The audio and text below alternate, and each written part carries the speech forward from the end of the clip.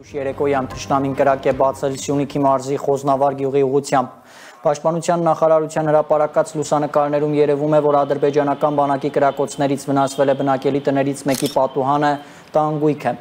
Ապրիլի 23-ին ժամը 22:20-ի սահմաններում Ադրբեջանի զինված ուժերի ստորաբաժանումները կրակ են բացել Սյունիքի մարզի Խոզնավար բնակավայրի ուղղությամբ, ինչի հետևանքով վնասվել է բնակելի տուն, տուժածներ չկան, կարդում ենք Պաշտպանական գերատեսչության հաղորդագրությունում։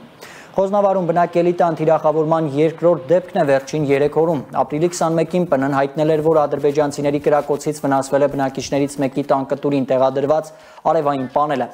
Ադրբեջանական բանակը մարտի 22-ից է սկսել կրակահերթերը Սյունիքի Խոզնավար եւ Խնածաղ գյուղերի հարևան դիրքերից։ Երկու գյուղերի բնակիչներն ամեն օր ահազանգում են լսած կրակոցների մասին։